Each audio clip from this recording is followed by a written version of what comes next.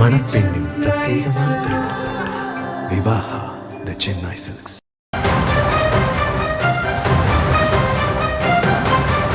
திமுக மீண்டும் ஆட்சிக்கு வந்ததும் மகளிர் உரிமைத் தொகை 2000 ரூபாயாக உயர்த்தி வழங்கப்படும் என முதலமைச்சர் முன்னதாக அறிவிப்பை வெளியிட்டிருந்த நிலையில் தற்போது இதுகுறித்து பேசுவதற்காக அதிமுகவிலிருந்து திரு செம்மலை அவர்கள் நம்மோடு இணைப்பில் இணைந்திருக்கிறார். அவரிடம் பேசலாம். சார், இணைப்பில் வந்தமைக்கு நன்றி.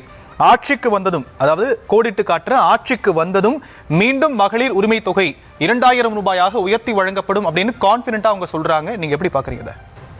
அதாவது இப்ப தேர்தல் நெருங்கி வருகிற இந்த நேரத்தில் திமுக ஆட்சியாளர்கள் மக்களை ஏமாற்றுகிற நோக்கத்தோடு மக்களுக்கு ஆசை காட்டி மோசம் செய்கிற வித்தையாகத்தான் இதை நான் பார்க்கிறேன்.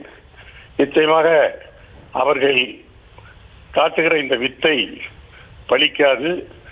அந்த தந்திரம் நிச்சயமாக தோற்று போகும்.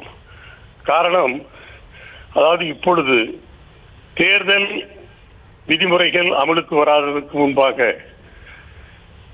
முதலமைச்சர் திரு ஸ்டாலின் அவர்கள் 3 மாத காலம் உரிமை தொகையை கொடுப்பதாகவும் முன்கூட்டியே கொடுப்பதாகவும் அதே போல கோடைகால நிவாரணமாக 2000 கொடுப்பதாகவும் அறிவித்திருப்பது உள்ளபடியே மக்களை ஏமாற்றி அவருடைய வாக்குகளை பெறுவதற்கு கொடுக்கப்படுகிற லட்சமாகத்தான் இது கருதப்படும். இது எதை காட்டுகிறது என்று சொன்னால், மக்களை ஏமாற்றணும் எப்படி சார் சொல்ல முடியும்? மக்களுக்கான திட்டங்களுக்கு மாசம் மாசம் நம்ம கொடுக்கக்கூடிய தொகை தானே எலெக்ஷன் டேட் வந்துருச்சுன்னா அதை செயல்படுத்த முடியாது, அதுக்காக நான் முன்னாடியே வச்சுட்டேன் அப்படின்னு சொல்றாரு. அதுல எதுவும் முன்கூட்டியே கொடுக்க வேண்டிய அவசியம் என்ன?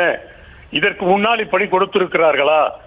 எங்காவது கோடை கால நிவாரணம் என்று அறிவித்திருக்கிறார்களா? நாளைக்கு இதே திரு ஸ்டாலின் அவர்கள் குளிர்கால நிவாரணம் என்று அறிவிப்பாரா? இதெல்லாம் என்ன தோல்வி பயத்தை தான் இது காட்டுகிறதாக நான் கருதுகிறேன். காரணம், இப்பொழுது கூட நேற்றைக்கு கூட திரு ஸ்டாலின் அவர்கள் அந்த முகவர்கள் வாக்குச்சாவடி முகவர்கள் கூட்டத்தில் என்ன சொல்லுகிறார்? ஆட்சிக்கு எதிரான மனநிலை தமிழ்நாட்டிலே எங்கும் இல்லை என்று சொல்லுகிறார்.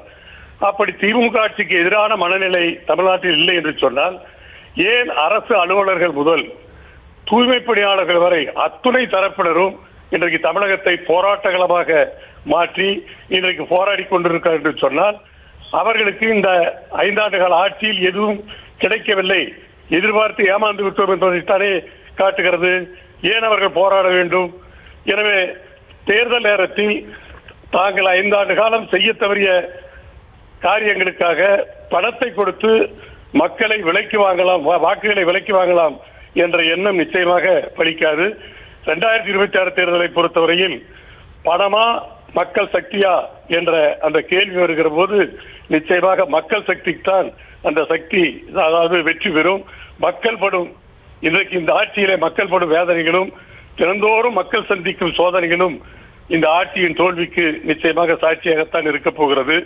அதாவது இன்னும் சொல்லப்படுவதால், இப்படி திடீரென்று இந்த அறிவிப்பை சொல்லுகிற மாண்புமிகு முதலமைச்சர் திரு ஸ்டாலின் அவர்கள் இதற்கு பதிலாக இவர்கள் ஆட்சி காலத்திலே ஏற்றிய கட்டண உயர்வை, மின்சார கட்டணம் போன்ற கட்டண உயர்வை, வீட்டு வரி, சொத்து வரி போன்ற வரி உயர்வை குறைத்திருந்தால் மக்களுக்கு நிவாரணமாக இருக்கும்.